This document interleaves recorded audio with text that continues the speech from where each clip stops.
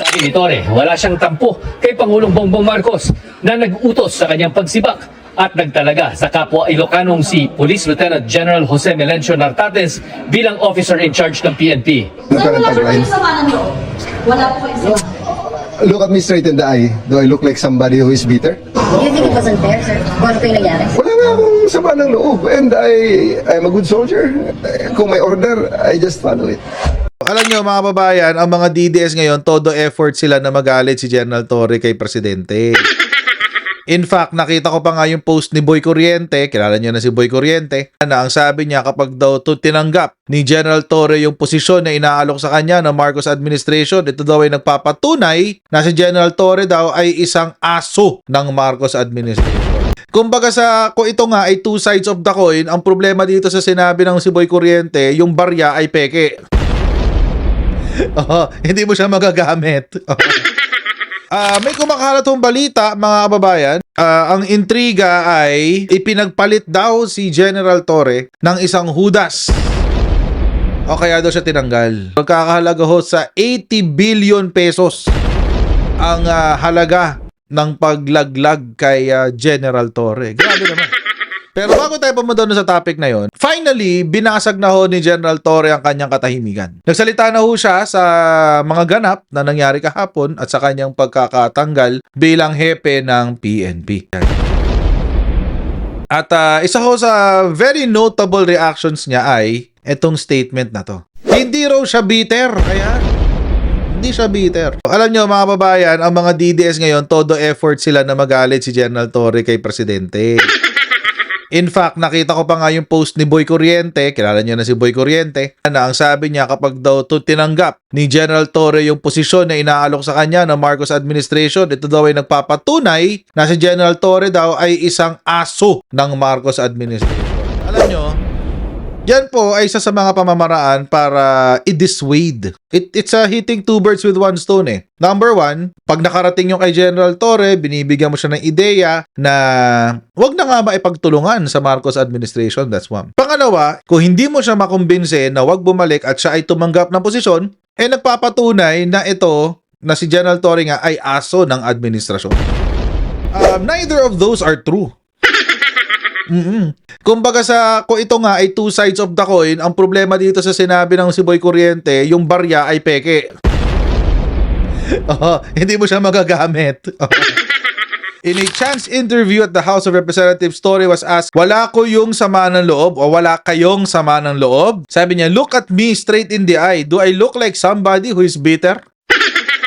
Tapos tinanong siya kung yung pagkakatanggal sa kanya ay nagresulta sa pagkakasira ng relasyon niya sa administrasyon. Ang sinagot niya, yung pag-premise nyo ng question na beyond repair, para ba may nasira? I'm telling you, kahit nakahapon sa official statement ni Secretary John Vic, may nasira ba? Wala naman It's all the President's choice, ang sabi niya.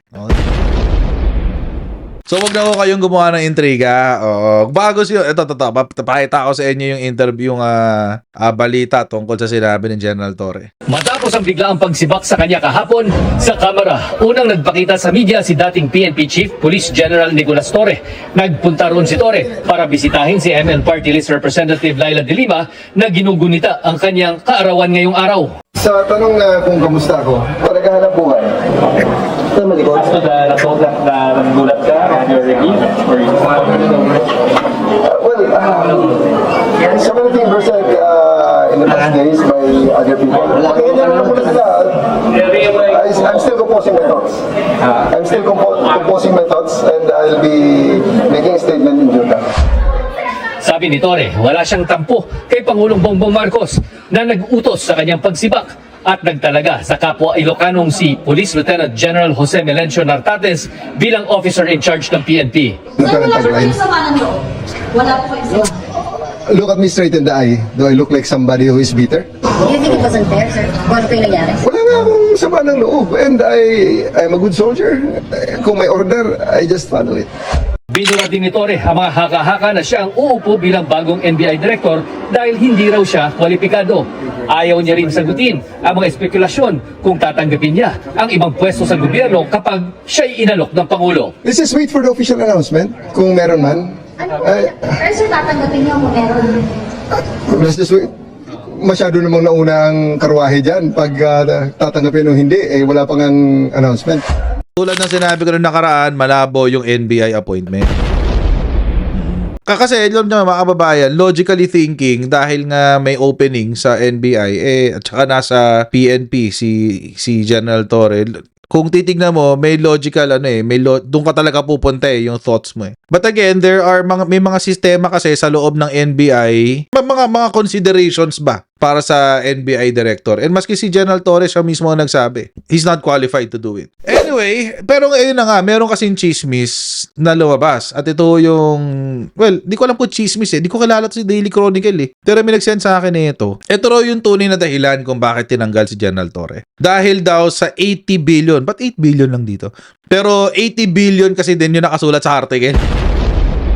Oo, sabi ni Tracy Cabrera, Traces of Truth. Documents we obtained show that the reason behind Torres's removal is more of insubordination. Hindi raw kasi siya sumunod. This was the result of his alleged refusal to sign an accomplished request for an 80 billion funding for the proposed 8 billion arms procurement deal of the PNP. The request, if Torre had affixed his signature, would have been brought to House Speaker Ferdinand Martin Romualdez, who wields the power to include, if not insert, the 10% of the 80 billion funding in the PNP's 2026 budget. Okay. Dagdag pala, hindi pala talon. In effect, Torres' refusal to sign the request earned the ire of Interior and Local Government Secretary Juanito Victor John Vic Remulla, who belongs to the Caviteño clan known for its vindictiveness and short temper of people who disobey orders. Bakit daw magdadagdag ng 8 billion? Kasi bibili daw kasi ang PNP ng 80,000 units of 5.6 mm assault rifles. The justification for acquiring the assault rifles was because the PNP is now focused on internal security operations and would thus need such an armory even as the armed forces is focused on external defense. So, ibig sabihin, mga babayan, ang maikipaglaban na sa NPA, yung PNP, tama ba?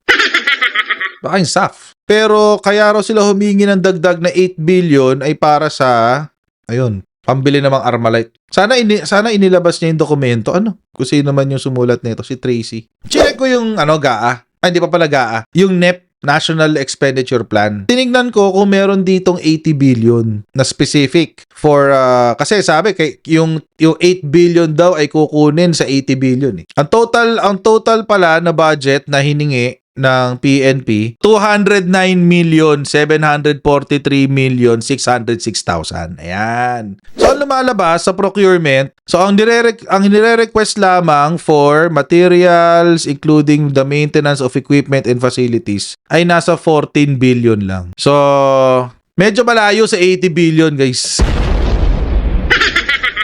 Hindi ako kinakabahan para sa kanya. Kasi kung siya nga walang reklamo. Hindi siya bitter, hindi siya galit. Siya mismo nagsabi, wala siyang sama ng loob. Wala rin siyang sama ng loob kay Secretary John Vic. Sino lang ba nagagalit? Yung mga fans. Yung mga fanay ni General Torre nagagalit sa administrasyon. Di ko alam kung bakit. Ang weird. Oo, di ba?